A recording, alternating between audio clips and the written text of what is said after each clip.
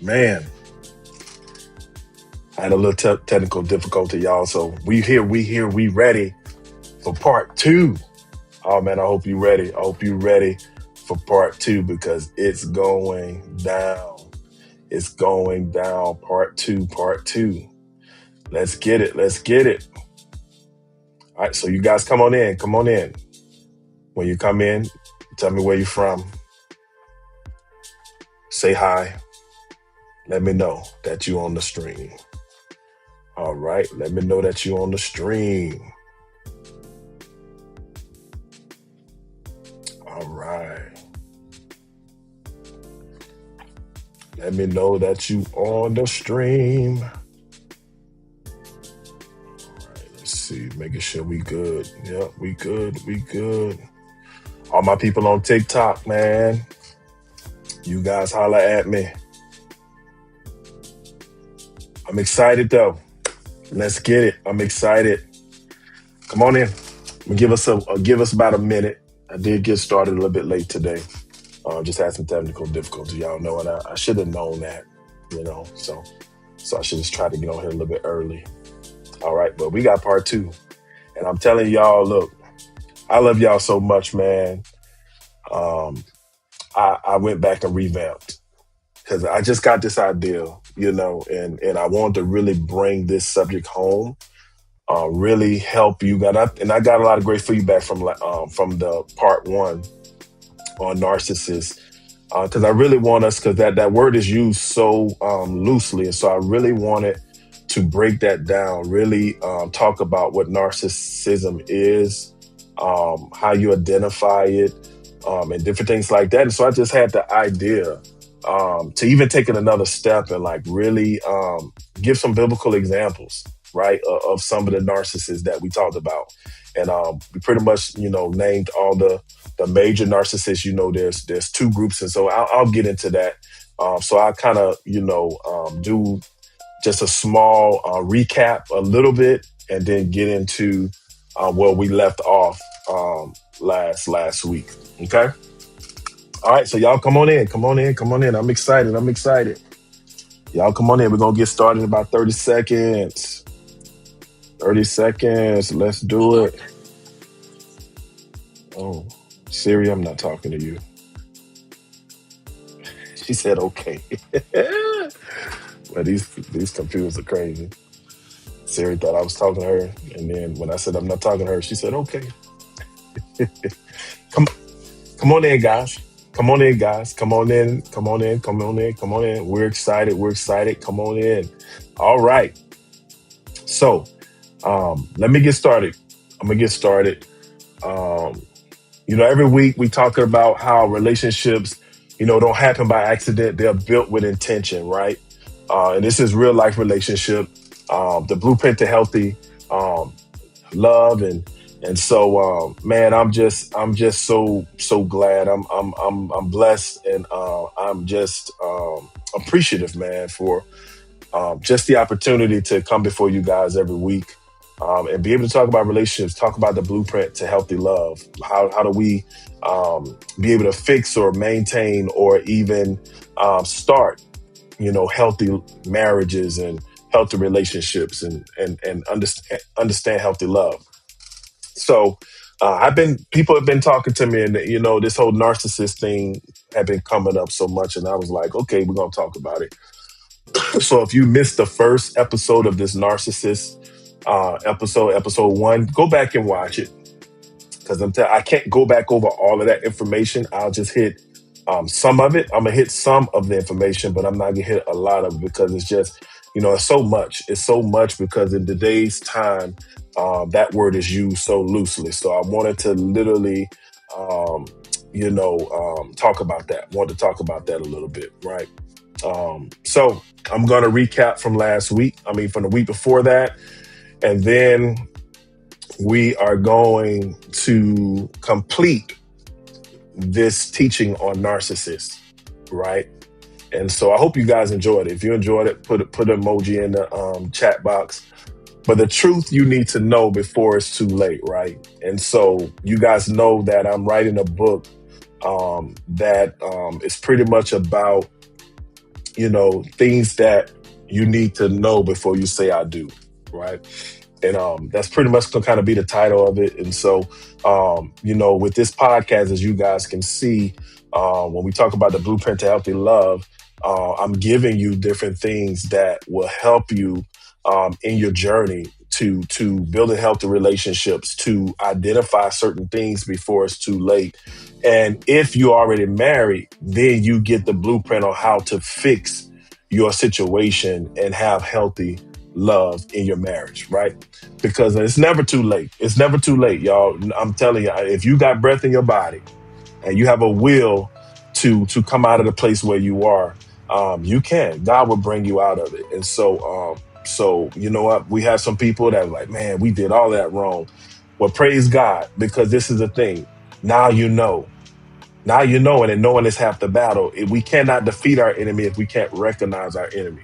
I don't care how strong you are. I don't care how prepared you think you are. If you don't know your enemy, you do not know how to prepare to defeat your enemy as well. So what happens is you will bring a knife to a gunfight, right? Or you become unprepared to defeat your enemy because you don't know your enemy. So we have to expose the lies of the enemy in our marriages, our relationships, and our lives. And now we can get the strategy that we need to be able to fix whatever we need to fix. And we can't really fix it. It's us putting ourselves in a position for the Lord to fix it for us. Amen. And so every week that's what we're doing. That's kind of what the flow is that, I do, we just want to expose the lives of the enemy, right? And so, but yeah, so let's get it here. I'm about to stop the music. I love the music, but the music can be distracting a little bit because I want you guys to really lock in. I want you guys to really lock in to tonight. And again, put those questions, in the chat box if you have a question, because I want to be able to answer it. Okay, I want to be able to answer your questions. Okay, so put your questions in chat box. I'm watching. So if you're on YouTube, Facebook, TikTok, wherever you are, I'm watching the chat box so I can answer your question. Okay, so we're gonna give a little synopsis. We're gonna go back over recap because I added, like, I love you guys so much. I love what I do. I added some more to my to this episode, to my lesson and what I was going to teach, because I wanted to go a little bit deeper, because I really wanted to expose what narcissism is and what it's not. And so I put a little bit more, details in each of the narcissistic traits, and the different ones that we know. I remember I gave you guys a warning sign, so we're not going to go over that. But I'm gonna go back over the different types of narcissists. Okay. And we didn't, I think we got to 3 of them last week, but we have a total of 7. So, and I'm telling you, in the next 5 years, it's probably going to be 30, because that's just, I remember the DSM, when I started studying about psychology and stuff like that, and you had the DSM-1, and it was so small. And now with the DSM-5, it's like 7 times the size of the first DSM. So this is what happens when you embark on something and uncover something, especially when it comes to mental health and different things like that. There's always a deeper dive, and you just get so much more. So right now in the mental health, it's only known as narcissistic disorder. It's just a narcissistic disorder. But as studies have shown, you can break it down into 2 subgroups, the 2 broad categories. And I didn't tell you guys that last week. I should have, just to bring some, connection and some clarity to this subject. But, most people break narcissists down into 2 main categories, right? And so those 2 main categories are the grandiose narcissist, and the vulnerable or covert narcissist. And what you guys saw, that I actually split the vulnerable and the covert narcissist, separately. I actually made that too, because they're really like 2 different types of narcissists. And so so I want to, but the 2 main types are that, narcissist, grandiose, and the vulnerable slash covert narcissist. And so beyond these 2 broad categories, experts has identified these specific behavior subtypes. And you have the malignant. We talked about that last week. The communal, right? The antagonistic narcissist and the high functioning narcissist, right? And so we want to deal with that. We want to talk about that tonight. So I'm gonna go back over what I did because I added some stuff, man. And so y'all bear with me because man, I want to give y'all everything I know. Like that's the thing. My heart is to see couples thrive, and you can't thrive if you don't know what's happening in your relationship, right? And for people that calling people in their relationship narcissists, and they're narcissists, they just got some behavior patterns and some things they're dealing with. See, we're going to expose that because see, you when you speak stuff like that and you put stuff out like that, you hurt people, and so we want to just expose the lies of the enemy across the board. If it's narcissism, if it's not narcissism, we gonna know. You guys should know. You should be able to teach this, the different types of narcissists, what it is and what it's not by the time I'm done tonight. All right. So again, if you missed last week, go back and see, not last week, week before last, go back and see part 1. Okay. So let's get into it. That first one, we talked about grandiose narcissists, and then grandiose narcissists, it just some of the, I deserve more than everybody else does. That's grandiose, great, that it's in the word itself.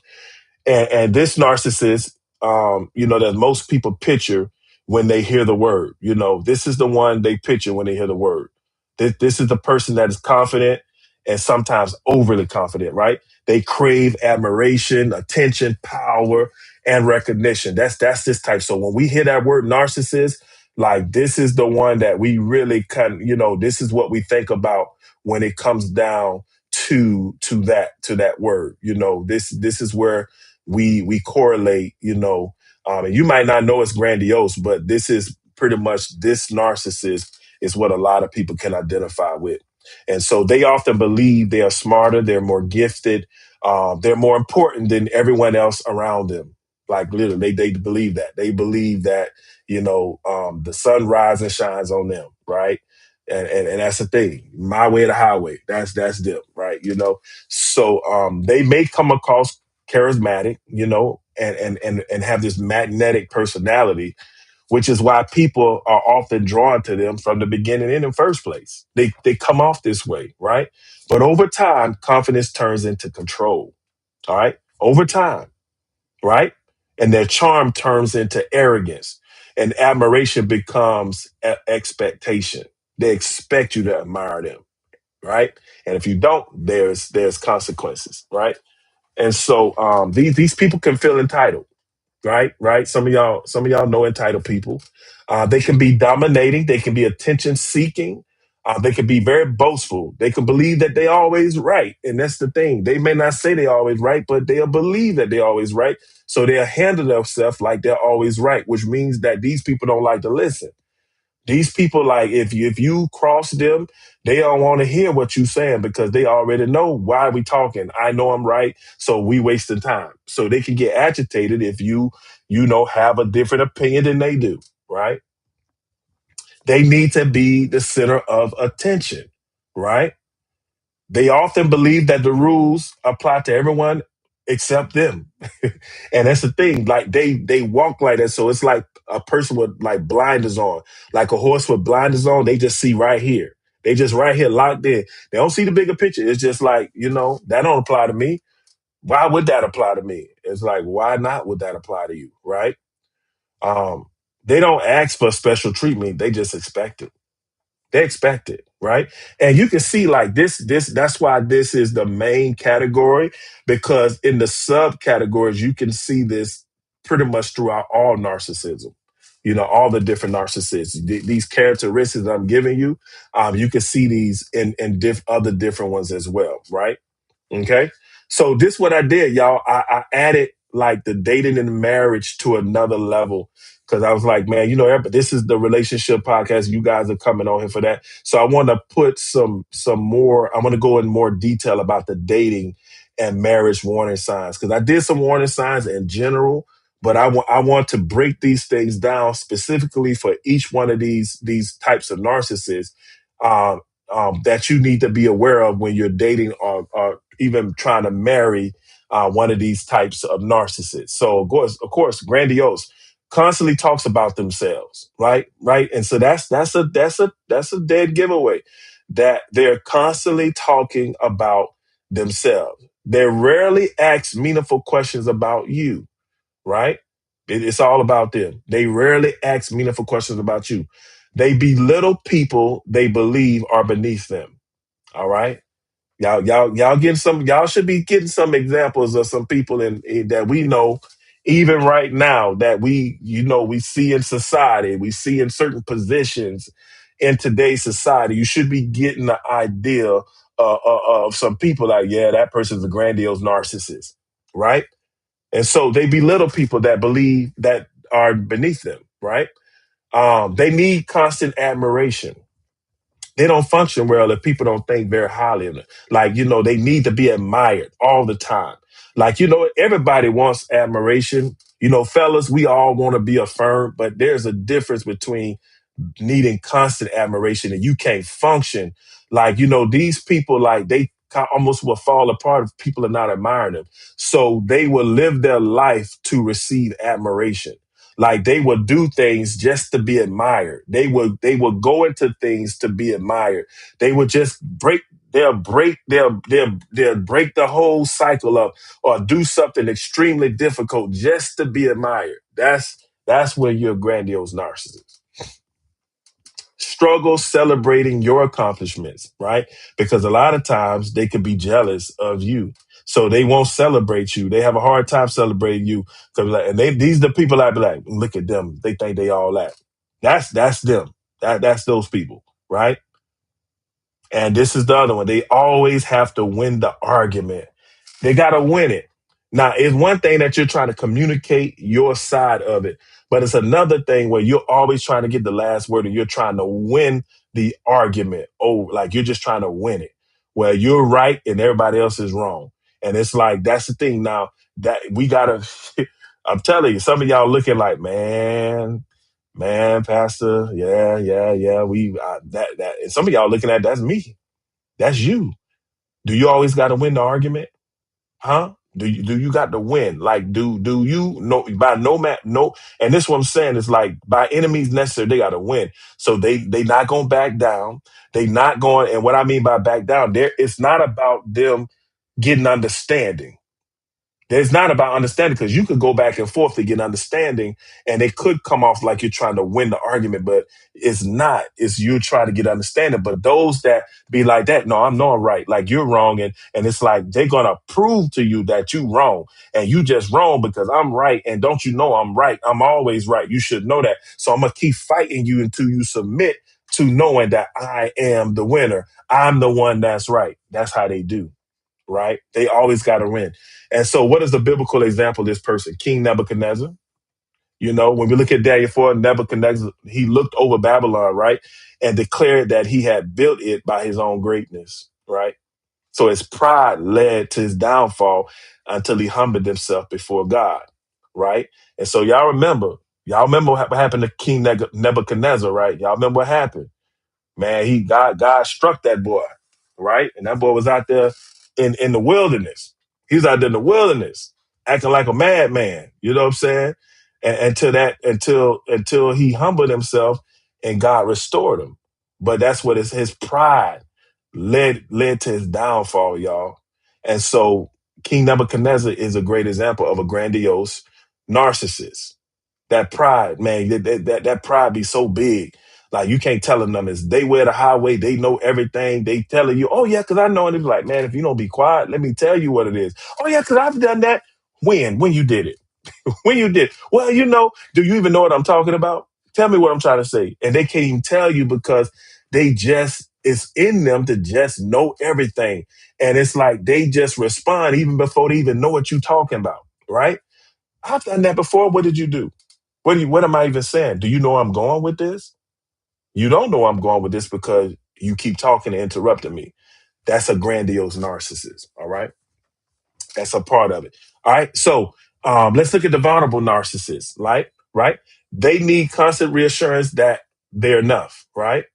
Unlike the grandiose narcissist, this person doesn't appear overly confident. They often appear insecure.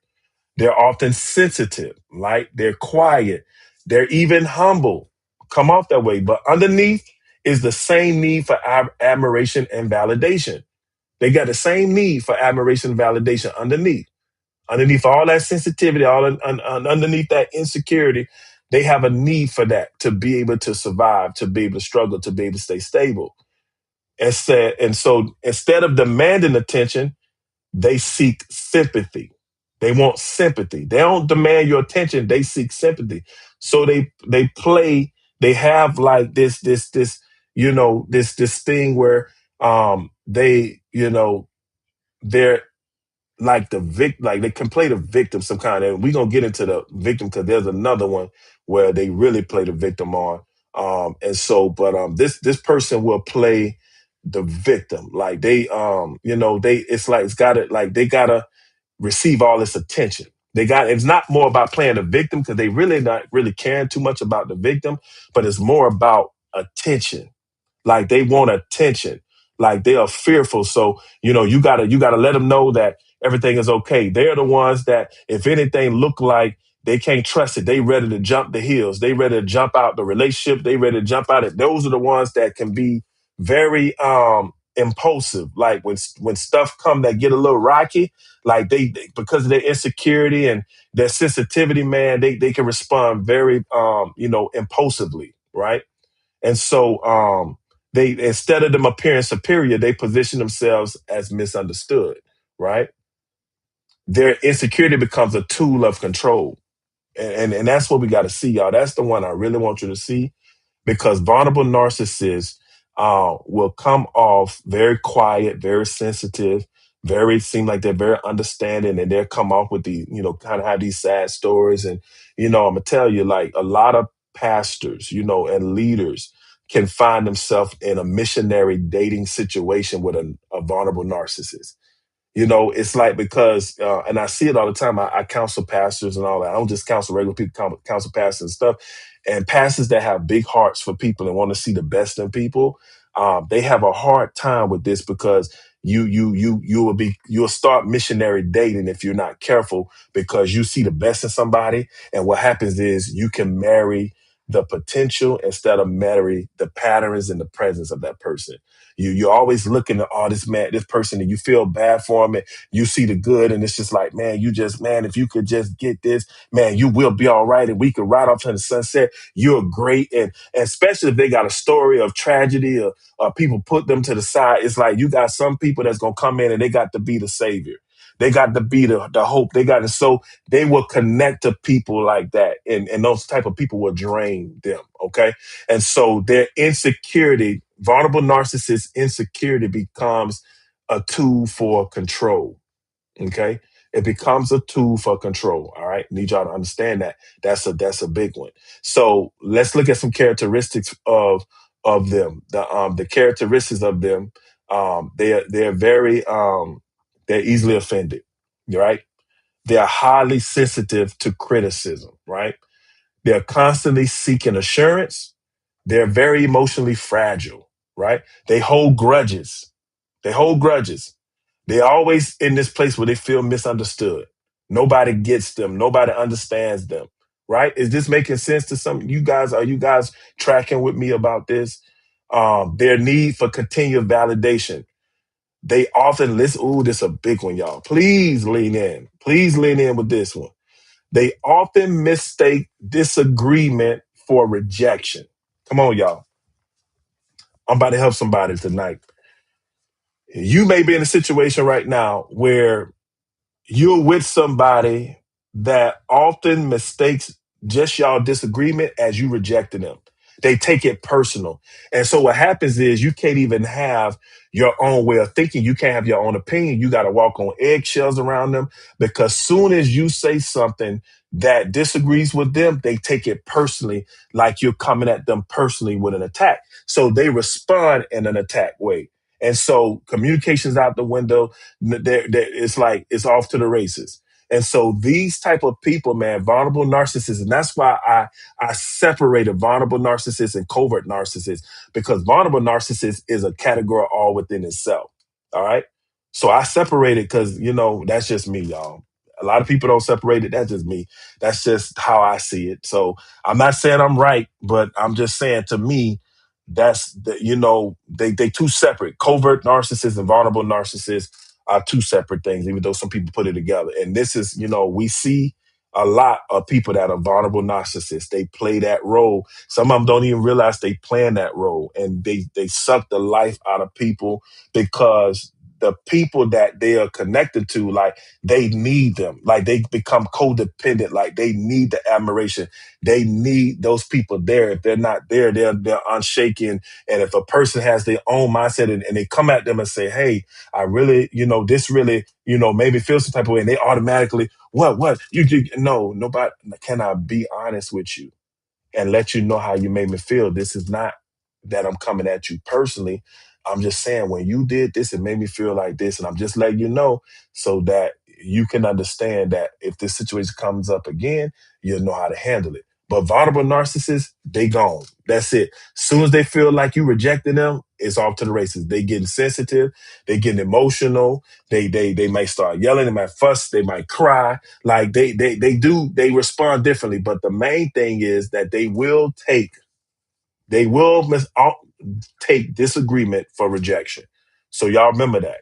They will often mistake disagreement for rejection. Let's look at the dating and the marriage warning signs for it, right? They constantly ask if you still love them. They constantly ask for that. They get upset when you spend time with other people, right? They get upset if you got friends and you got family members, and they can be hated. They can hate on you. They can hate if you got close relationships with other people. They can hate on you with that. So that's what I'm saying. We're going to expose the lies of the enemy. And if this is any of you guys, like, come on, you can get help. You can get delivered. You can get healed, because you can drive somebody crazy if you like this. You will push people away that God really put in your life, but because you don't deal with yourself and these behaviors, you pushing people away instead of embracing people and them being able to embrace you. You will literally push people away. You will sabotage your own relationship. And then you want to blame the other person. But no, your biggest enemy is your enemy, is you. It is you. All right. And so again, if this is you, don't get upset with yourself. Don't get sensitive and, oh man, like, no, don't do that. Like, no, now you look yourself in the mirror and hey, this is me. I got to deal with this. I got to deal with it. Okay. So they get upset when you spend time with others, right? They make you feel guilty for having healthy boundaries, right?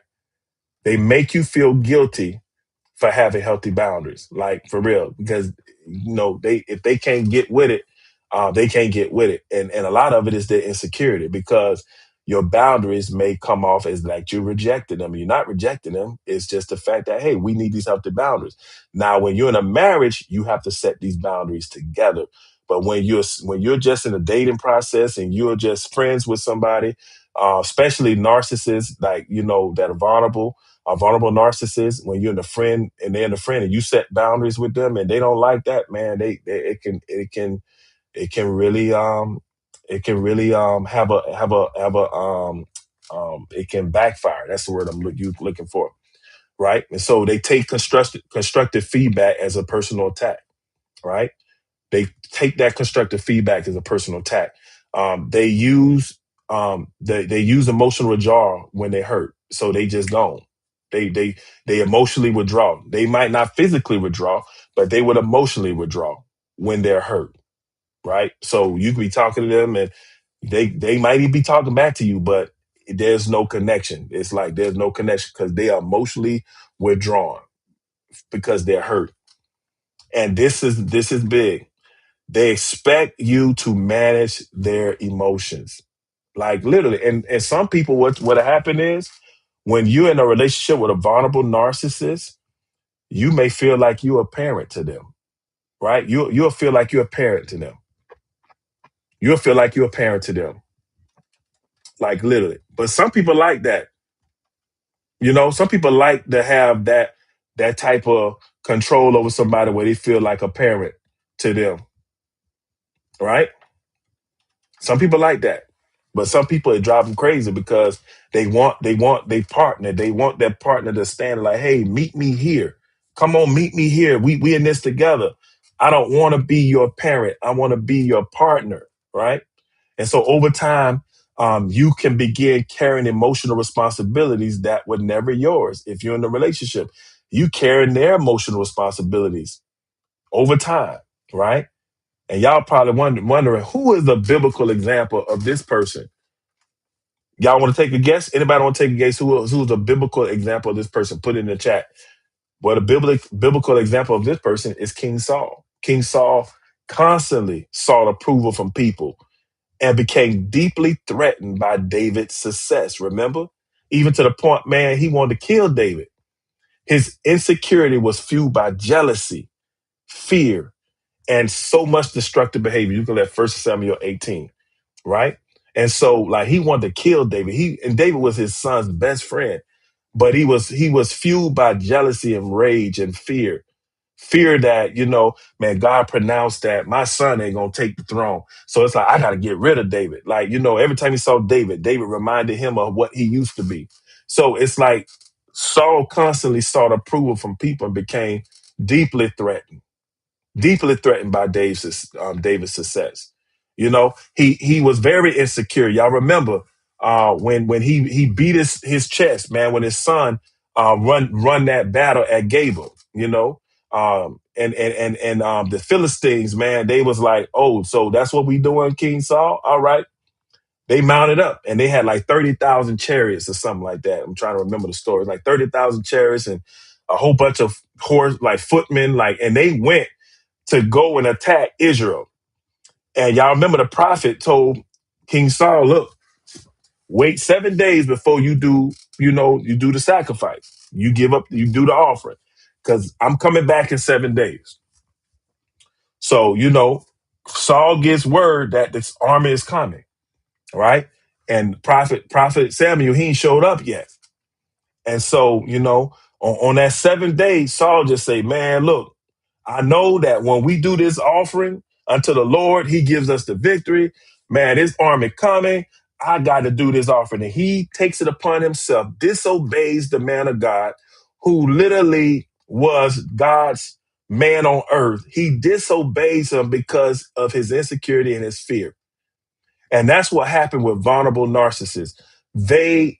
It's hard for them to obey the word of God a lot of times because of what they sense, what they feel, what is in front of them. So they'll know what the word of God says. Long as everything is good, is good. But soon as the rubber meets the road or some stuff start happening, they come unglued. And Saul did that. And as a result, the prophet came and said, what have you done? And then y'all remember, the prophet said to him, God regretted that he ever made you king. God regretted that he ever made you king because he couldn't trust Saul because he was too emotional. He was too vulnerable. He was too insecure. And so King Saul is a great example of this because he tried to kill David. He lost the kingship because he didn't trust the word of God, because he let his fear, his insecurity, all of those things get the best of him. All right. All right. King Saul. That's right, Ronald. King Saul. That's real. All right. Let's go to number 3, the malignant narcissist. The malignant narcissist. All right. We talked about this last week, but I'm breaking it down a little bit more. If I can't control you, I'll destroy you. Right? Some of y'all have been with some of them people that say, if I can't have you, no one else will. Right? That's them kind of people. They crazy. And if that's one of y'all out there, I don't mean to call you crazy, but I'm just saying, you got to deal with that. If you that type of person where, hey, if I can't have you, nobody else will. If I can't control you, I'm gonna destroy you. If you don't do what I say, man, I'm gonna mess your credit up. I'm gonna do this. I'm gonna do that. That's a malignant narcissist. Hey, if you don't do what I tell you, then I'm gonna get even with you. I'm not. That's what I'm gonna do. I'm gonna get even with you. I'm they vindictive like that, right? So this is one of the most dangerous forms of narcissism, y'all. It combines narcissistic traits with manipulation, with cruelty, with aggression, and a willingness to harm others for personal gain. This person often enjoys power. They don't simply win arguments. They want to break people emotionally. Remember, I talked about that when we in part 1. Many emotionally abusive relationships involve these kinds of behaviors because it ain't about just winning the argument. It's like, I'm gonna stick it to you. Like, you tried me? Oh, that's what you know, do you know who I am? Y'all remember Denzel Washington is an example of this. When he was in that in training day, and he actually acted that like that was all impromptu. He was like, "Y'all do this to me? Do y'all know who I am? King Kong ain't got nothing on me." Y'all remember that? That was famous. He actually impromptu did that. Everybody was looking like this dude wilding because he really got into the role. But it was awesome. Like when he did that, it just took that scene to a whole nother level. But that was all impromptu. That was not even in the script. That's how great Denzel is. But Denzel Washington, that character in that film, he was a malignant narcissist. That's what he was. He was malignant, man. He was gonna control everything. If he couldn't control, he's gonna destroy. He would make decisions with them drug dealers, and as long as they was acting right, it was good. But if they act right, they gonna have HELL to pay. That's what it was. And so that was him. That was him. So that's the secular one. I'm gonna give you a biblical one too, as far as that person. But these people are very manipulative, man. That's one of their major characteristics. They are very manipulative and they're cruel with their manipulation. They're vindictive, like very controlling. They can be deceptive, man, in the way they do stuff because they gotta get it. They gotta hit you because they ain't gonna rest until they feel like they got their get back, right? They're very aggressive, right? And they have little to no remorse. I met a lot of people right there in OPP, Orleans Parish Prison, that meet this characteristics because that's why a lot of them do what they do because they just have that mentality. They're cruel, they're manipulative, man. They control and deceptive, man. You ain't gonna come at me no kind of way. You gonna try to play with me, man. I'm gonna put you in the ground and your family in the ground. That's how they be, man. They on a whole nother level with it. And so those are malignant narcissists that have that type of aggression and behavior where they gonna stick it to you like, oh, you gonna try me, you gonna do that to me, I got you. And they gonna try to do you in, right? And they often punish people who challenge them. They don't just disagree with them, they often punish people who challenge them, right? So let's look at the dating signs of this type of person and marriage signs. They use intimidation. That's one of their main tactics. They use intimidation. They lie without guilt, man. They just can lie. These people lie because they don't care. They don't care how you feel. They don't care what. It was like, man, I don't give a care. That's what it is. And they enjoy revenge. It ain't just that they want revenge. They enjoy it. It's therapeutic for them. They gonna put it to you. They gonna make sure they get you. Like, and so you don't want to cross one of these type of people because, man, I saw a video the other last night, a reel about these two guys, and one guy was dancing with a girl, and the other guy came up, and you could tell he was jealous, and he just hit the boy. He like pushed the boy in the face or whatever. The dude was like, "Man, what you doing?" And so he pushed him back, and the dude just swung on him. He was like, "Man, like what the world?" Like you could tell, like he didn't like that dude. And it's like, but he was jealous. You could see it. And so the girl was saying, look, you better not hang around that boy because that boy might kill you one day. Like you don't need to, because that's how aggressive he was, man. That's how, like you could tell, like he wanted that reaction from that dude. He wanted to do that dude in. And so those are malignant narcissists, man, that they enjoy revenge. Like, and this the thing, you ain't maybe even did nothing to him, but because in their mind, you did something to him, they gonna get that revenge and they gonna enjoy it. Every bit of it, right? They use fear to control. They do. They isolate you from family and friends. A lot of narcissists will do that. They will isolate you from family and friends. Now, this is the thing. Now, if your family and friends are off the chain, you can't call a person a narcissist because your husband or your wife don't want you hanging around them people. That's different.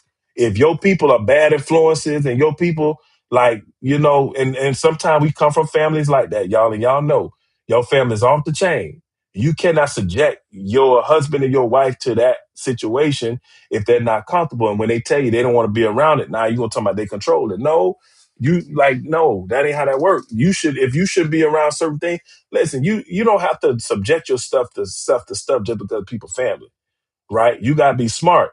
You could go pay your respects, say hi, how you doing, and get up out of there, right? If it's a family reunion, it's a funeral, if it's something, because if you know your family off the chain, why would you spend more time than you need to around that?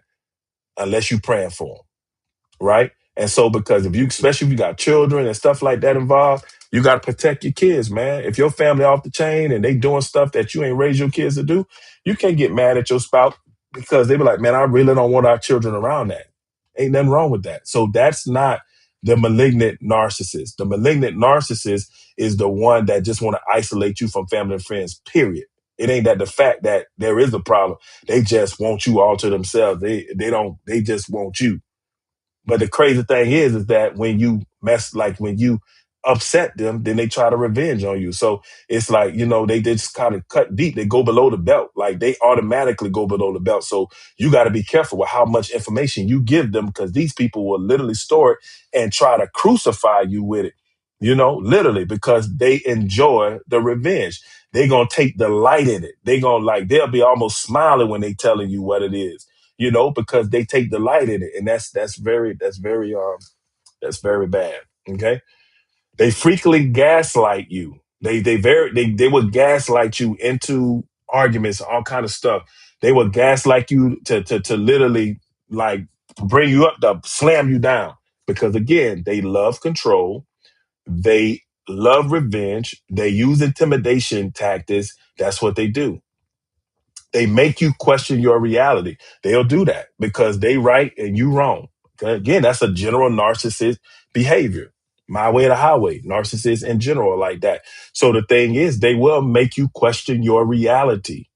Like what you see, what you think. They'll make you question it. It's nothing wrong with you guys coming together and talking about things, but if they just really question your reality, like, man, you like with all kind of like, let's give an example where, they're like, man, you really crazy. Like, you really crazy, like you really crazy. Your whole family crazy. So that's why you crazy because your family crazy. Cause your mama, she on mental health medicine and your pa, he on mental health medicine, so you supposed to be on mental health medicine. Like that's the thing. Like they will literally question your reality because you be like, no, I'm good. It's like, no, you ain't good because you crazy. And it's the thing. It's one thing to come to your spouse and be like, look, we may need to look into this because of your history. That's different. But when you gaslight or you come to the play, but man, you just crazy. Like, see, that's what I'm saying. That's why I can't trust you because you so crazy. Why would I want to be with somebody that's crazy? Man, like you should, like, it's almost like they should, wipe the ground you walk on because it's a privilege to be with you. That's what the malignant narcissist does. Like they put it on a whole nother level. Like they put it on a whole nother level, right? And so they show little empathy after they hurt you, right? They don't care. It's all about them. It's all about them winning. And these relationships often become emotionally and sometimes physically unsafe. They do. These are people, when you're in a relationship with a malignant narcissist, they become physically violent a lot of times, not just emotionally, but physically violent as well, because of all that aggression and all of that intimidation tactics that they try to do and all that big talking. I bet you in your mind, I do this kind of stuff. Those are malignant narcissists, right? What is a biblical example of this type of person? Again, who can guess it? Y'all give me one. I actually used a female for this one. I didn't use a guy. I use the female, so you guys should be able to get this one now because these people are very manipulative. They're aggressive, man. They will lie without guilt, man. They enjoy revenge. They fear being out of control, so they use fear to control people. They make you question your reality. Who is this person? Y'all should be able to get it. It's a female. Her name is Jezebel, right? Jezebel is a malignant narcissist. She manipulated, she intimidated, she deceived and used power to eliminate anyone who threatened her agenda. We see that in 1 Kings 21. She even had the prophet, the man of God, running, hiding under the juniper tree after he called down fire from heaven. Had this man running, wishing that he was dead. And guess what? God took him on and gave a double portion to his mentee, right? Y'all remember that. And so that's right, Chris, Jezebel. And so that's the thing. And so had the man of God who did something that literally showed God's strength and had this man running because that's who she was. And so we have to be careful with those Jezebel spirits, y'all. You got to be careful with that because these people like will tear you down. They will tear you down emotionally, mentally, physically. Like they'll tear you down. Okay. So you got to be careful with them. It can be subtle sometimes. It can be very deceptive, but they'll tear you down because they're gonna manipulate and then they're gonna be controlling. They're gonna gaslight. They're gonna enjoy revenge. Like they're the ones that come back and when they see you at your worst, they're gonna be smiling and like it's like man, it's like you really want me to fail or you. It's like because they want to like you're not perfect. Like so they want to make sure that they put you down. It's like man, anybody got time for that? So again, recognize that type of narcissist. Okay, so that is the malignant narcissist. Jezebel is an example of that. All right, let's go to communal. Communal narcissist, right? Communal narcissist. All right, communal narcissist. Hold up. Chris said, "Can you give an example of a male Jezebel?" A male Jezebel. Like I said, Denzel Washington in Training Day. That was him. That was like he did that. Like he like he would do anything like long like he manipulated the system. He even had your boy, the new guy. He was training him to do the wrong thing from the day one. Even called him the N word, even though he was Caucasian brother. But it's like Denzel Washington in Training Day is that example of a male Jezebel because it was his way of the highway. And when they turned on him, man, he was furious about that. He was furious, like, man, y'all gonna do this to me? Me? King Kong ain't got nothing on me. See, that's that attitude. Like that's the thing. Like that man. What? Okay, I'm gonna get you all you. Remember he said that. He's I'm gonna get all y'all because that's what it do. Is like he gonna kill everybody. That's what he said. I'm gonna get all of y'all. I promise you. That's that type of person. They gonna get that revenge. They gonna plot it. They gonna try to annihilate everything. Like for real because they feel like like you playing with them. They feel like man, you gonna sit here and you gonna play with me like this? It's like, man, he might see this. I might not name that name. But you got some people, I ain't even gonna say that, man. I'm gonna leave that alone. But yeah, but let's do Training Day. Denzel Washington character. That was a modern day Jezebel. He had to everything had to work the way he wanted to work.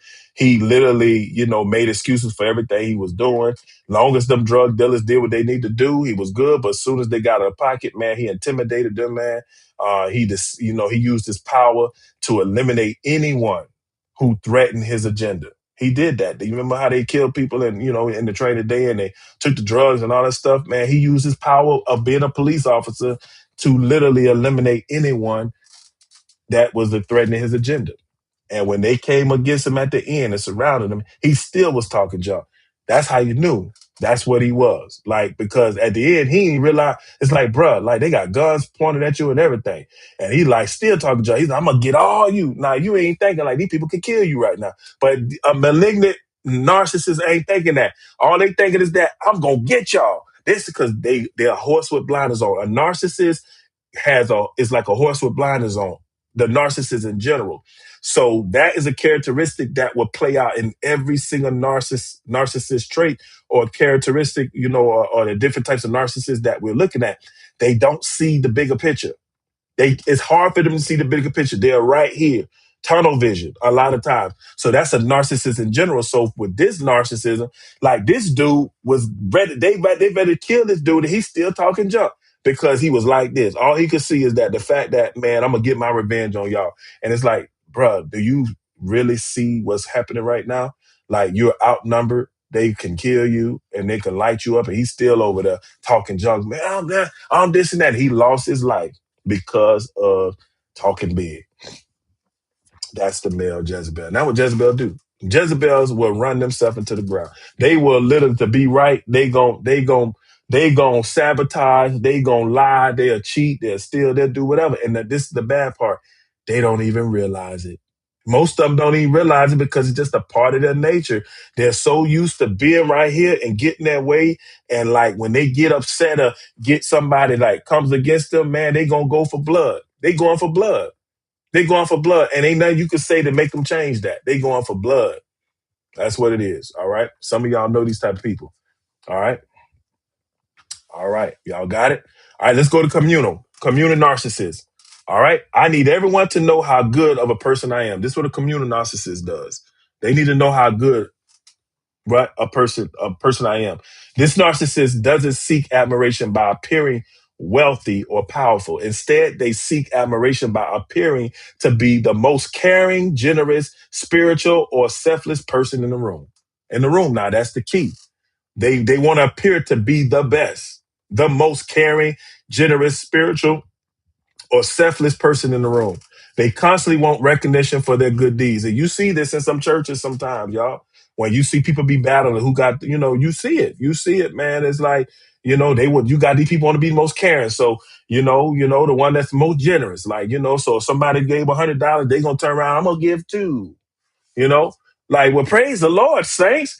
And it's like, whoa, brothers, he gonna get three. Okay, I'm gonna give four. That's them because they got to be most generous. If they in there and they serving and doing something, they got to outdo everybody. Sometimes it's genuine, sometimes it's not because they want to be recognized for their good deeds. These people live for pats on the back. They want pats on the back. They live for you to admire them. They live to be the most admired person in the room. They will work their life and work to the bone to be the most admired person in the room. That's what they want. They want to be that. They want to appear like they're selfless. They want to appear that they're so spiritual. They want to appear that they're so generous. And then they go and complain when they get home to the spouse. And the spouse is like, why you did that?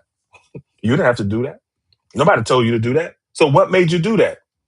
They can't answer. I can tell you what made them do it. Communal narcissists. That's what you are, right? And the things they may say things like this. Nobody serves like I do. They may say something, man, nobody don't serve like I do, man. I'm a fool, man. That's me. Man, I'm telling you, I'm a fool. Like, that's what I'm saying, man. I got that fire. Like, they say stuff like, I sacrifice everything for everything. There's some people that, man, I sacrifice everything for everyone. And it's like, bro, you ain't sacrifice everything for everyone because you wouldn't be standing here if you sacrifice everything. You still got your job. You still got all this. You got your car. You got a house and all that. How you sacrifice everything? But in their mind, because again, remember, the horse with blinders on, the tunnel vision, they done sacrifice everything for everyone. And then they come with this, people don't appreciate everything I do. And it's like, but somebody just told you they appreciate you. But because everybody in the room ain't appreciate you, not nobody appreciates you because you just going to say people in general. You didn't say like it was just some people. No, you said people don't appreciate everything I do because everybody in the room didn't kiss your backside, right? That's this the communal narcissist, right? And this is the thing. They make grandiose statements like this. I'm the only one keeping the family together. I'm the only one trying to do something for the family. I'm the only one trying to, get this done. I'm the only one trying to do this. I'm the only one trying to do that. They make big grandiose statements like that, that they are the only one trying to succeed or fulfill a call or try to do something. Even though everybody else is doing it, they don't see that because in their mind, they the only one doing it. Be careful with them people. All right. Be careful with them people. All right. So on the surface, they appear incredibly loving. All right. They appear incredibly loving. Behind the scenes, however, much of their kindness is driven by a desire to be admired rather than genuine compassion. They want to be admired, period. If they don't receive praise, they often become resentful. They're going to get resentful, right? If they don't receive praise, they're going to become resentful. So what does this look like in the dating and the marriage scene? They constantly remind you of everything they've done for you. Everything. They're going to constantly remind you of it. You're going to get tired of it like, man, you going to ever let that go? They're going to constantly remind you what they did for you. Every act of kindness comes with strings attached. Come on, y'all should be seeing some of these people in today's society who that look like. Every act of kindness comes with strings attached. They become offended when they aren't recognized. They get offended if they ain't recognized, if you overlook them. Oh, if they're a pastor, oh, don't call them outside of their title. If they're a bishop and you don't call them bishop, oh, they're going to look at you crazy. Oh, I'm bishop. How dare you talk to the bishop that way? You don't call me pastor. I'm bishop. Right? That's those type of people. That's the communal narcissist. They kind of like if you literally undermine them and they mind, that's what they feel that you undermining them. Oh yeah, you gonna get it. They're gonna let you know. They're gonna remind you of it, right? Um, so they use generosity as leverage. They do. They use generosity. They'll be giving just so they can receive the admiration back, just so they can see the praise back. Oh, and don't be telling them like, "Oh, you the best I've ever met before." Like that's that they eat that up. Or it's like, "Oh, I thank God that I finally found you and you're the only one for me." Like that should be great for most people, but for these communal narcissists, man, they eat that up and they expect that as soon as you do something contrary to that, man, they ready to go off on you. They ready to go off of you and start with, So they appear completely different in public than they do at home. That's a dead giveaway. They out in the public, they act in a certain way. But when they get home, man, you see the real person come out. And that's what I said earlier. They do all that giving and they get home and they complain. They be like, well, why you gave it? You don't have to give. Why did you do it? And they can't answer you because they needed approval. They need to be the center of attention in the room. No, they're not gonna let nobody outdo them. They got to be at the top. Who was the biblical example of this? Y'all should know this one. Y'all should know this one. Who is the biblical example of this? And this is a group. This is an actual group of people. This is an actual group of people. Who is a biblical example of this? The Pharisees. They were these people. It's the whole reason they plotted to kill Jesus in the first place. It's the whole reason they tried to get rid of Jesus because Jesus was literally, getting more notoriety than them. Caiaphas, the high priest, was the one that came up. And of course, God, it was God's will that it happened. But he was like, why should one man die for all of us? Let's just kill him. Why should all of us die for this man? Let's just kill him and get rid of him because he's going to upset our balance with Rome. They were so worried about them and people not respecting them as the order and for the, and the people that, represented God on this earth. They couldn't stand Jesus. They couldn't stand him. That's why they always tried to catch him and they tried to booby trap him, all kind of stuff. And Jesus would just dumbfound them, boy, and they couldn't say nothing. They couldn't stand him. Jesus rebuked them because many love public recognition more than private righteousness. Remember that in Matthew 6 and Matthew the 23rd chapter? They ain't want it. When they go and pray and fast and all that, Jesus said, hey, like when you go and fast, like, man, don't let it be known. Don't broadcast it to everybody. That's what they was doing. They go fast and they go broadcast to everybody. Hey, we the Pharisees, come see us. Like, hey, I just had a fast with God. Come talk to me. And it's like, no, that's between you and God.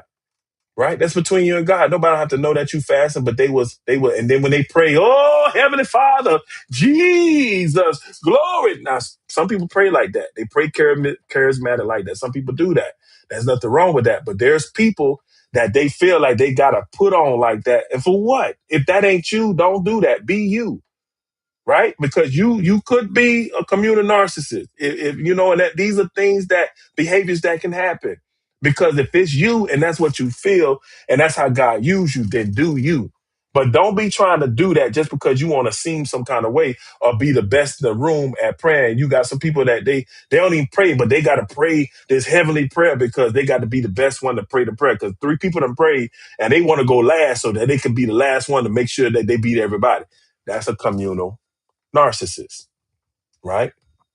It's a communal narcissist. They that's how they are. They want to be the best. They want the most recognition. They want people, and it's not about them actually just being the best. It's about them receiving the recognition of being the best. So understand that. It's not the grandiose where they got to be the best at everything. They pride their head by this big. No, the community narcissist, it ain't about being the best. It's about being told that you're the best. See the difference? They want the affirmation. They want the attention of people telling them that they the best. So it hurt when people don't tell them how good they are and how great they are. It hurts their ego. It hurts who they are. Like they come unraveled. All right. They come unraveled. They come unraveled. All right. And that's the Pharisees.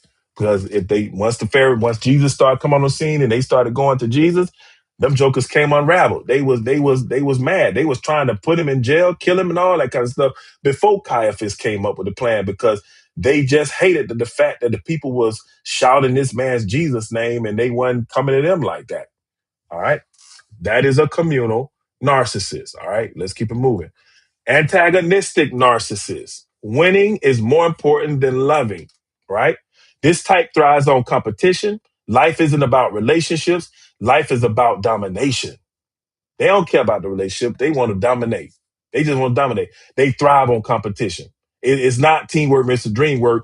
It's me against you. These are antagonists and narcissists, right? They constantly compare themselves to others, always, even if they don't tell you. They're constantly comparing themselves to others, and you can see it because you'll see they'll be trying to do like other people do that they respect, or they'll talk about other people they don't respect, but they're always comparing themselves to others. They always need to be right. They gotta be right. They can't be wrong. They can't be halfway wrong. They can't be have a misunderstanding. They gotta be right. It's they way or the highway. Period. All right. Someone always has to lose, and it's not them. They had this mindset that when we talking, when we doing what are we doing, somebody gotta lose, and it ain't gonna be me. So they communicate in a way that somebody got to lose, but it's not going to be them. So guess what? When a person is like this, what kind of characteristics they have? They're extremely argumentative. They're extremely argumentative. They going to argue you down by a penny because somebody got to use. They're very competitive in nature, right? They compete about everything, every little thing. They compete it. They compete, right? Y'all should see somebody that's this like this an antagonistic narcissist. Winning is more important than loving. Just that statement. Who comes to mind? Who comes to mind of a secular person that is an antagonistic narcissist and they play sports? Winning was more important than loving, even their teammates. This one punched their teammate in the face just because the teammate didn't do what he wanted them to do. Okay? Y'all should be knowing who this is. Put it in the chat. An antagonistic narcissist.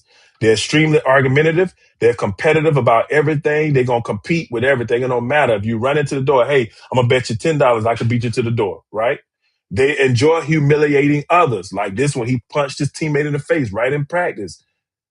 Anybody else would have not worked, but they punched. And this has happened twice.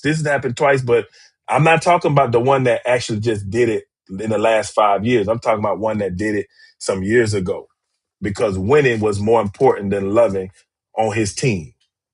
He wanted to win at all costs. And guess what? He did. He won at all costs. He definitely did. Right? But they use intimidation. They love conflict. They bask in conflict. They will stir up conflict just for the heck of it because they are very competitive. They love it and they don't apologize and they feed off confrontation. They feed off confrontation. They look for confrontation. They start confrontation. That's what it is. That's what they do. No, Ronald, it's not green. That's why I said it wasn't. It wasn't in the past 5 years. This happened years ago. That's why I said it wasn't in the past 5 years. It happened years ago. So in relationships, arguments aren't about solving the problem. Arguments become competitions. They ain't worried about solving the problem. These people, they ain't worried about solving the problem. They want to just compete. It's just about arguing. They just want to argue. They just want to compete. They want to cause confusion. They just enjoy, they just enjoy conflict, y'all. Not hockey, not hockey, not hockey. This is a person, and he is known as the GOAT, the greatest of all time, because he is an antagonistic. He's an antagonistic narcissist. He's an antagonistic narcissist because he willed himself to be one of the most winningest people of all time at his sport. He willed himself. If you got in his way, you gonna get ran over. He did. That's what it took. The coach he had, who had a degree in psychology, to be able to deal with that, because that coach had to use his degree to literally get that team to be where they were, to be able to deal with that person, right? And his teammates today don't have a lot of good things to say about him. They respect him, but they don't have a lot of good things to say about him, right? Y'all should know what this is. Y'all put in the comment. Somebody put in the comment. Nobody ain't guessed it yet. All right. So this person here, dating and marriage. Now, let's talk about dating and marriage with this person. Every disagreement becomes a battle. Every single one of them, becomes a battle. It ain't about literally communicating. It ain't about basketball. Basketball, Ronald, basketball. It's not about communicating. It's about, man, I want as much conflict as possible. I want to be in an argument. I just want conflict. Conflict, give me more, feed me more conflict. I thrive off of it. That's what it is. So in their relationships, dating and marriage, these are signs. Every disagreement becomes a battle. It ain't, no, not LeBron. LeBron definitely ain't it. Not LeBron. Every disagreement becomes a battle. Every disagreement becomes a battle. Come on. Somebody get it. Y'all should get it by now. Cause y'all, you hot, Chris. You going in the right direction, but it's not LeBron. LeBron is not that. LeBron is not like that. He wouldn't be married today. LeBron would not be married to his wife because she ain't finna put up with that. So I can tell you it ain't LeBron, right? This person has been divorced too, So yeah. Every disagreement becomes a battle. They constantly criticize you. They enjoy embarrassing you. They always have to have the last word. They struggle celebrating your success. If you succeed, they suddenly become distant. Y'all know anybody like that? When you succeed, they get quiet. They become distant. They don't want to deal with you. Oh, Dennis Rodman? No, not Dennis Rodman. Dennis Rodman was definitely not. He wasn't. He was funny. Come on, y'all forgetting one person. Come on, y'all forget one person. It should know. Winning was everything to him, even more than loving on his teammates. His teammates don't have a lot of good things to say about him. LeBron teammates love him. They just was like hanging out the other day. The championship team for 2016, they was hanging out. This man don't hang out with his teammates. He don't even show up to All-Star weekend most of the time. Like literally, we don't even see him most of the time unless he getting celebrated or something. That's why I'm telling you, this man is an antagonistic narcissist because he don't have no great relationships in the NBA like that. People respect him because of who he is, but no, this is old school. That not Anthony Edwards. People respect him for who he is, but Anthony Edwards could follow in his footsteps though. While you playing, he could follow in his footsteps, but Anthony, he ain't there. He not bad as this dude. This dude here was like, the role model. He was the poster child for antagonistic narcissism. Before it was even a word, like he was that. Not Charles Barkley. Come on, y'all keep trying. Come on, y'all missing something. Y'all missing somebody. All right. Keep going. So every disagreement becomes a battle. They constantly criticize you. They enjoy embarrassing you. They always have to have the last word. They struggle celebrating your success. If you succeed, they suddenly become distant. If you receive attention, they suddenly just will create conflict. They gonna create it. If like them people that if you get some too much attention, they get uncomfortable. So they gonna come over and they be like, "Hey, honey, are you ready to go?" Or, "Honey, hey, how are you?" And they gonna try to come over and introduce themselves. They the ones that if you talking, they gonna try to come in and talk themselves and put themselves up. And talk stuff. They might even say something like, "Yeah, when she was this and that." They gonna make a little foul joke or whatever just to cause some conflict. So when you get home, y'all gonna be arguing or you gonna be arguing in the car. That's what they do. They love arguing. They love conflict. They live for it. They live for that stuff. They live for it. Not Rasheed Wallace. Michael Jordan, guys. Michael Jordan. Michael Jordan. Winning is more important than loving. That man won at all costs. That man was very competitive. That man gambled the whole time doing the '92 Dream Team. That man was over in Barcelona gambling. He got off the court. They won the game. He went to the casino, stayed all night, all morning, came back to the hotel, got dressed for the game, and went out and played the game. That man stayed up 24 hours in the gambling in the casino. Michael Jordan would gamble anything. Michael, he would gamble. He would literally gamble like literally, hey, let's shoot marbles for $100. Just before the game.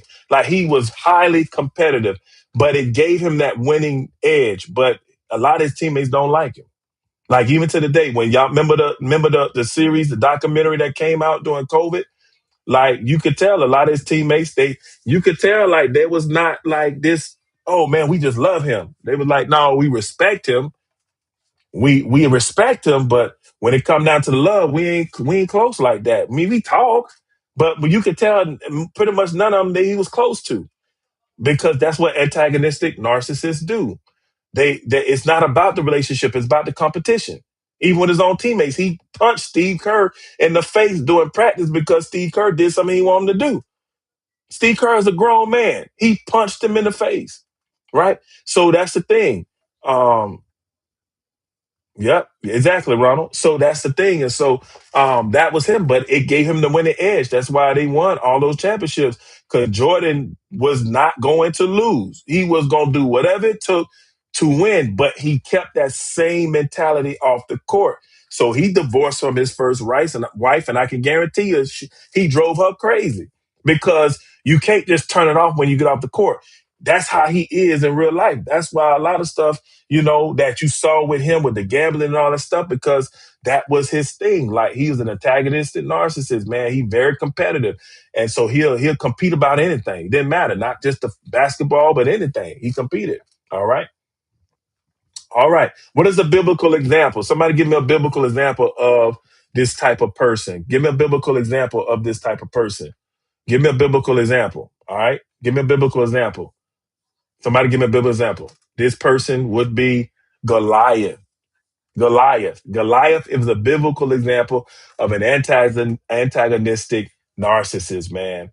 He antagonized. Like, when he went to fight Israel, he shouted, and he sat there and he said, in 1 Samuel 17, like verse 8, 9 and all of that, why do you come out to line up in battle formation?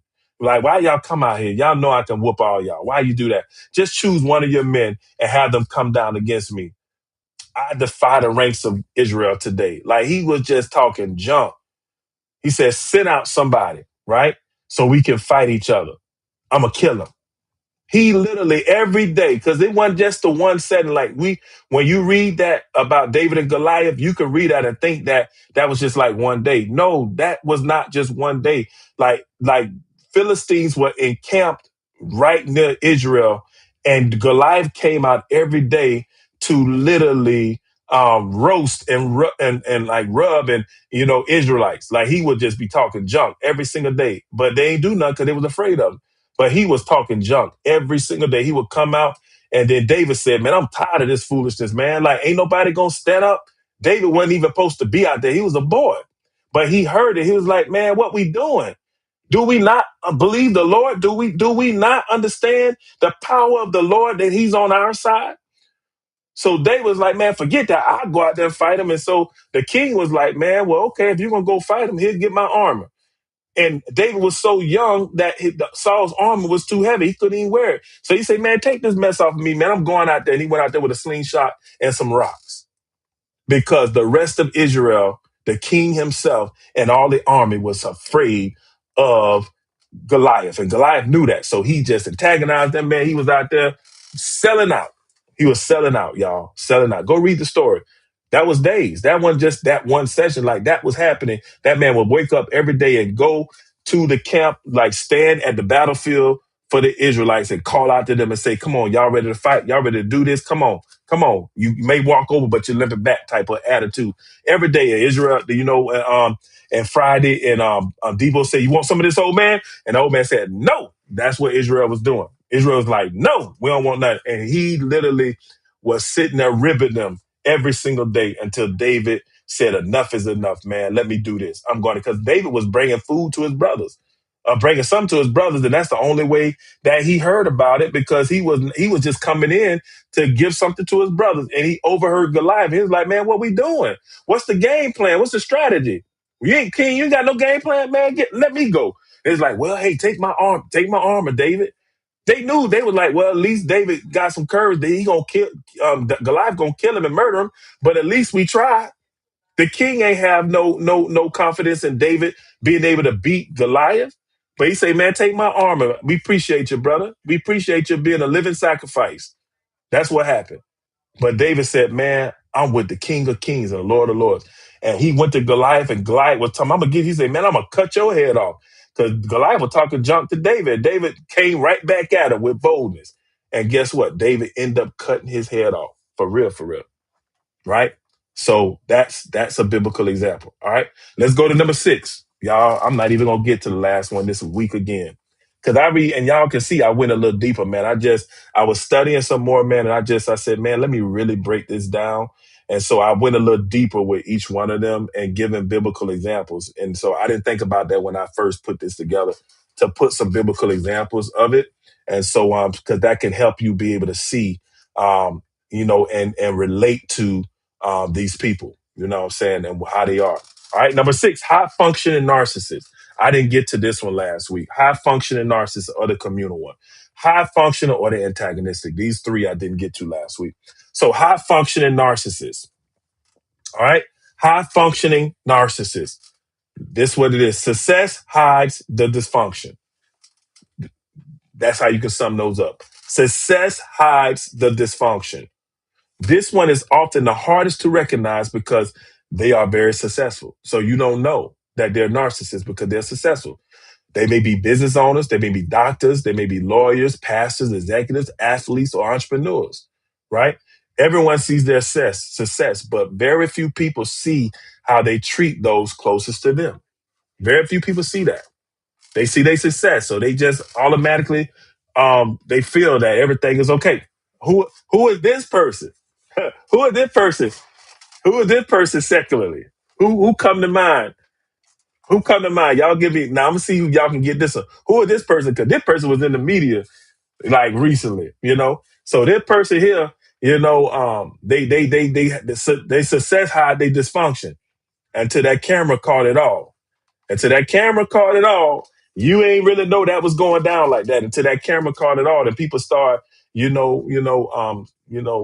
it out there. But before that, you didn't know all that was going on behind closed doors because their success hid their dysfunction. Who this person? Who is this person? It's a couple people, but who is the main person that we saw like literally in the media, man? Who the main person? But there's a few people that over the last few years that fit this description. But who is the main person we saw in the media that fits this description, right?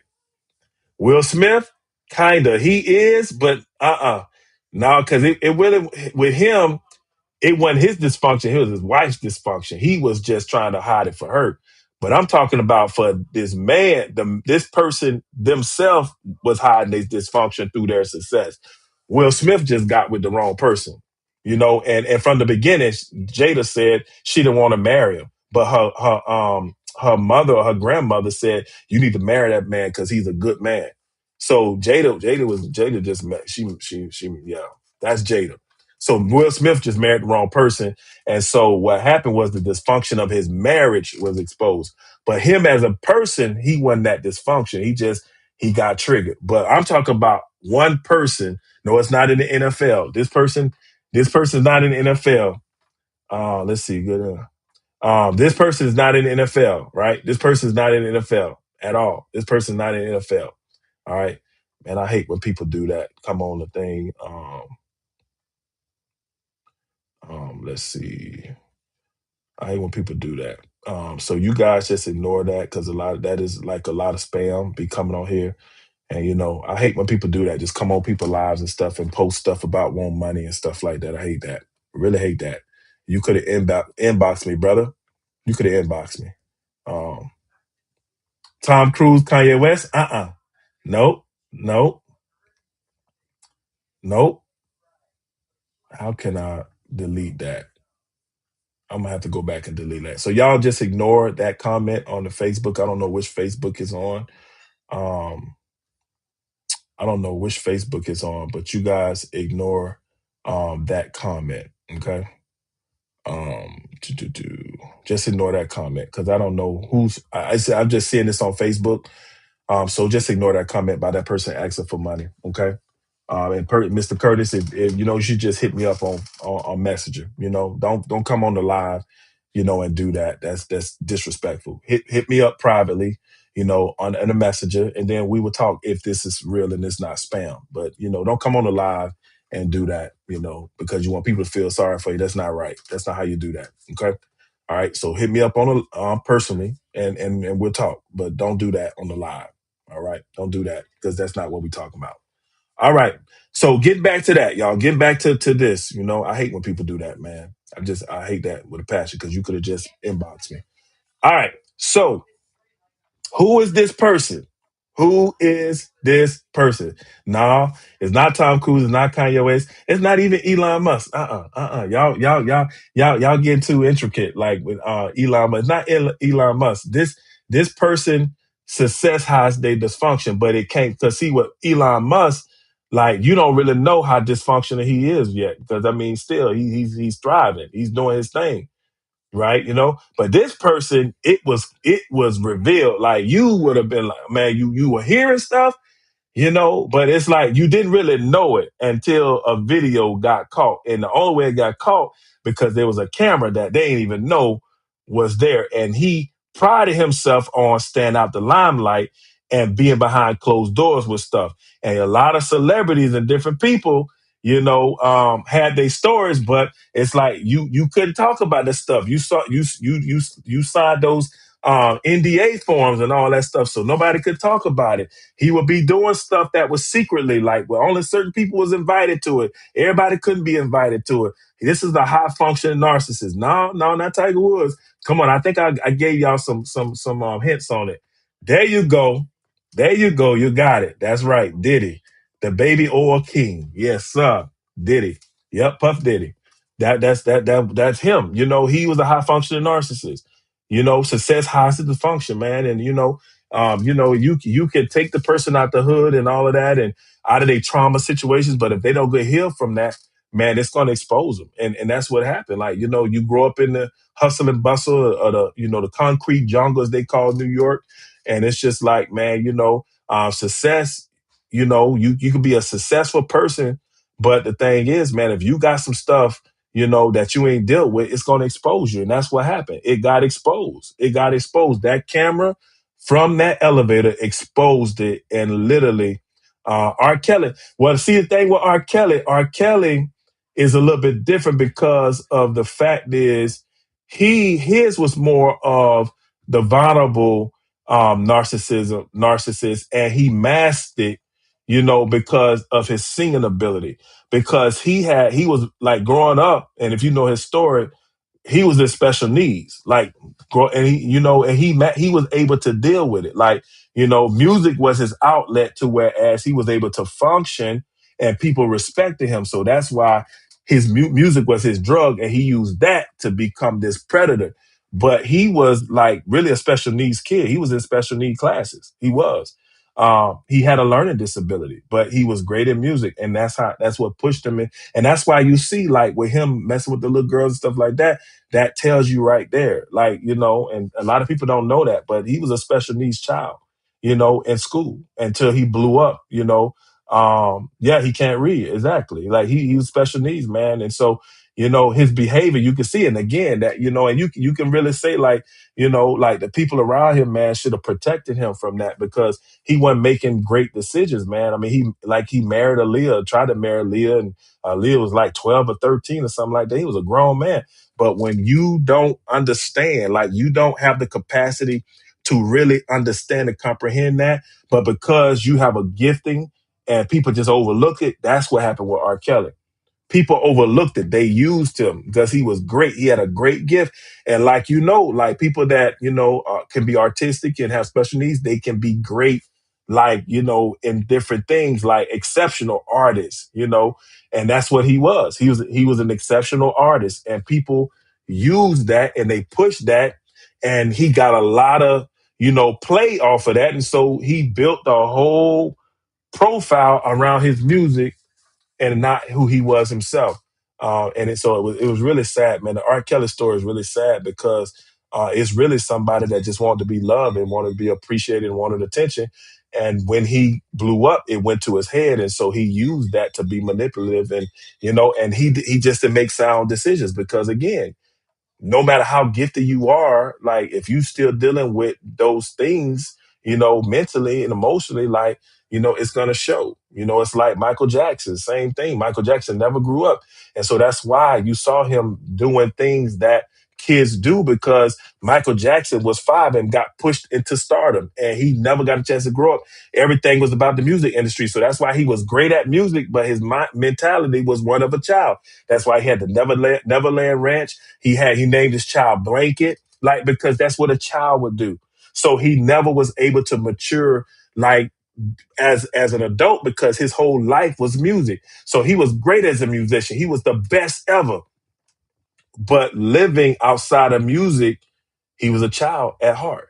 That's why everything he saw it through the scope of a child, and that's why some of his best friends were children.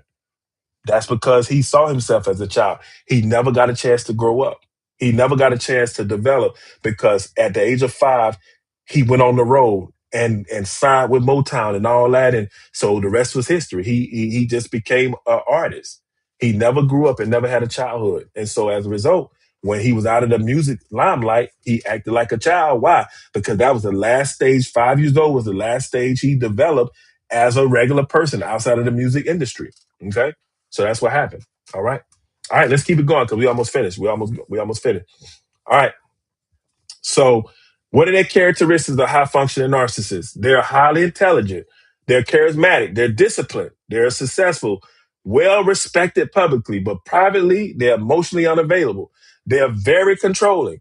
They're very critical. Like they're critical of everything. They can be dismissive. Puff Daddy was that. Y'all know that. Lacking empathy. Bad boys for life. Like, he did his thing. And when it got caught on behind closed doors, like he drugged that woman. Like that, controlling, manipulative, lacking empathy. Like, I don't know what she did, but that woman ain't deserved that. And that brought the deck of cards down. And plus, of course, the videotape from the lady, I can't remember her name, the best friend of the one that was murdered, they say he had something to do with too as well. So the thing is, all that stuff started coming out, because they're successful, people will often dismiss concerns by saying, look how successful they are. Success doesn't equal emotional health though. People can be very successful emotionally, like, immature and emotionally unhealthy, to whereas their actions behind closed doors is a whole different level. It's a whole different level, right? So dating and marriage warning signs for these type of people. Their career always comes before their relationship. It does. Image matters more than intimacy. It does. Performance matters more than connection, right? So I gotta look the part. I gotta act the part. Ciroc, turn up, bad boy, baby. Yeah, that's what it is. It's like we gonna turn up. I'm the man.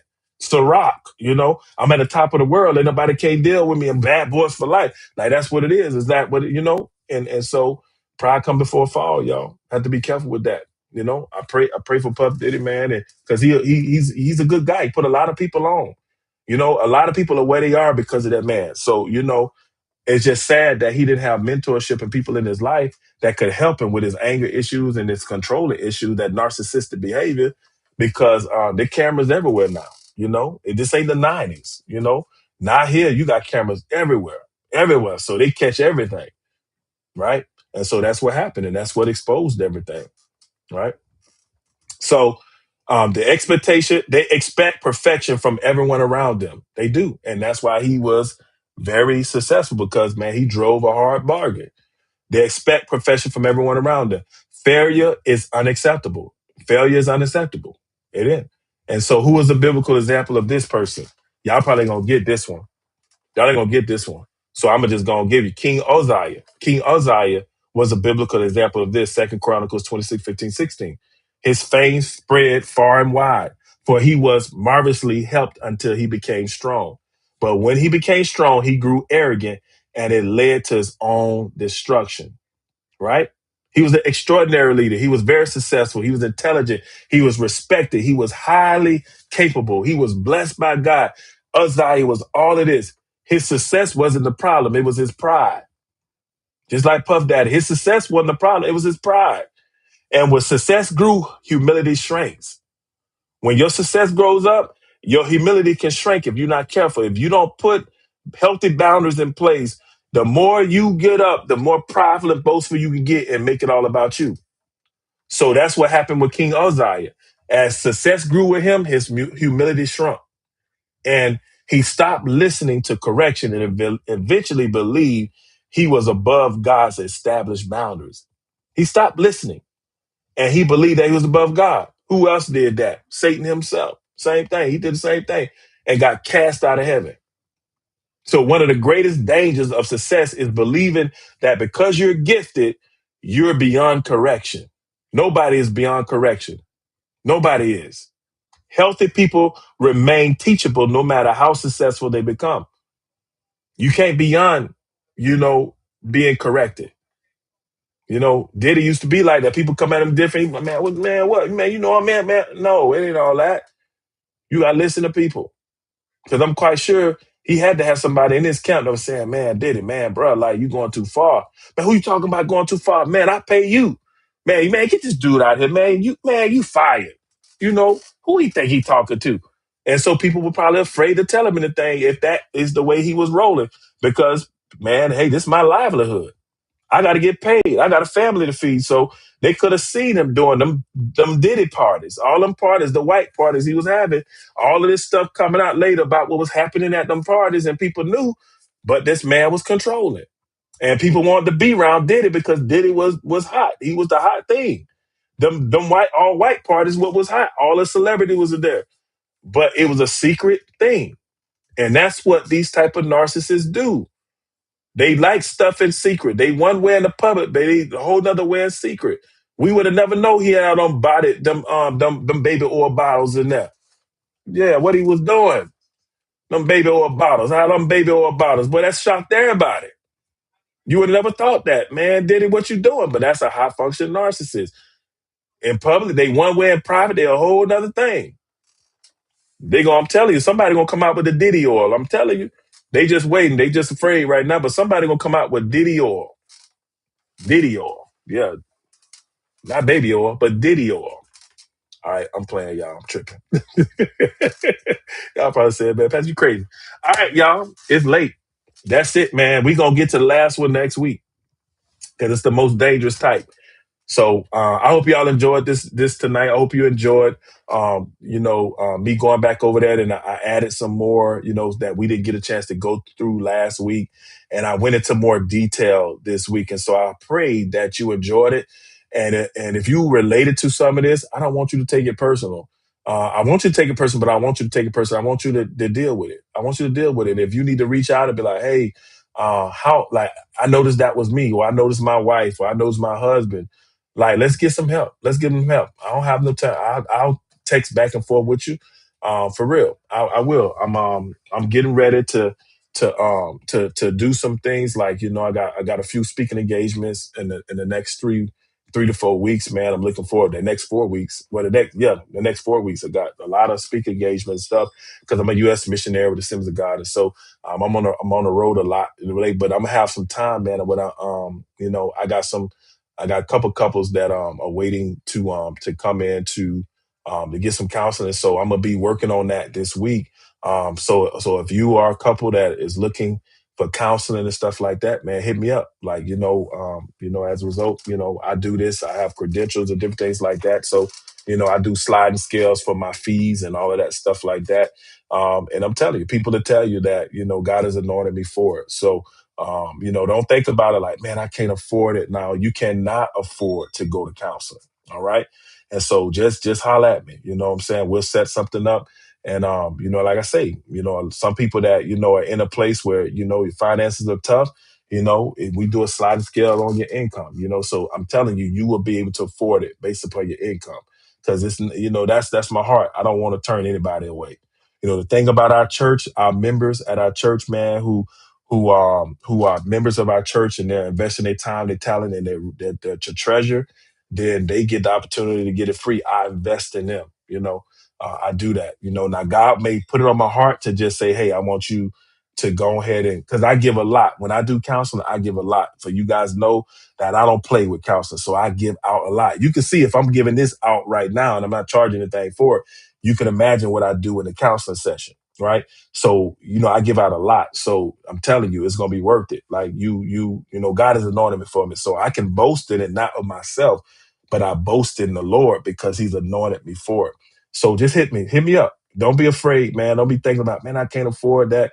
No, don't worry about that. You know what I'm saying? Like, we can work around that. And, I'm telling you, you'll be able to, based upon your income, you or your wife's income, or you or your partner's income, we'll make something work. All right. So don't be afraid of that. Okay. All right. So I love you guys. God bless you guys. We're gonna have part 3 next week. If you would like to give to me, you can give at those different ways. We got Cash App, we got what is it, Zelle and Venmo. So if you would love to sow a seed into me, y'all. Again, I don't charge for this. And so if you would like to sow a seed, you guys, I would really appreciate it. It helps your boy. You know what I'm saying? I'm a US missionary. So that's the thing I decided. I was talking to my wife today, man. I came across a business structure and I was telling her, she was like, that just make my head hurt, like all that stuff. And I'm getting all this vision for how I could do this business structure, and that's the thing about it. Like, man, I have a niche, like a niche for business, but God has called me into full-time ministry, especially dealing in the city. So it's funny because it's like, if I could do what I want to do, I know, like, it would be easy to become a multimillionaire because of the mindset I have. And eventually I'm gonna be able to get them together. They going, but right now it's like I'm doing what God want me to do. But eventually they gonna merge together because in the kingdom, man, people need to be financially free. You know what I'm saying? And so I got a plan.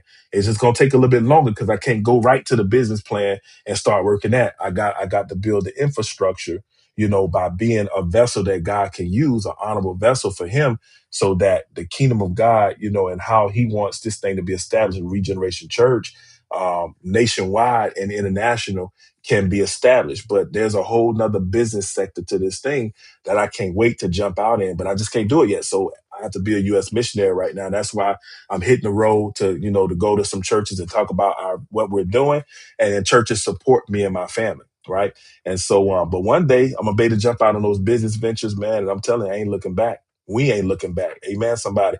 So that's why I always post that, because I am a U.S. missionary and I'm full time in ministry, and win a ninth ward. So it's this thing. So it's at the end of the day, I don't receive a salary from my church. This and that. And so at the end of the day, thank God. So I thank God for all the people that sow it to me, the people that sow it to me as a missionary. I appreciate you. I'm able to do this, and so I just want to tell you guys that, because some of y'all probably wonder about why he put that at the end. That's why. So it gives you the opportunity. If God moves on your heart to sow, thank you. If you don't, still thank you. Pray for your boy. Pray for your boy, because God is doing some marvelous things, man. And I'm excited about what he's doing. So I love you guys again. We'll be on next week, Thursday. I'm looking forward to it.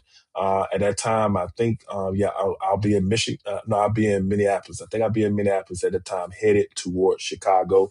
So, so I'm looking forward to our meeting next week. So pray for us.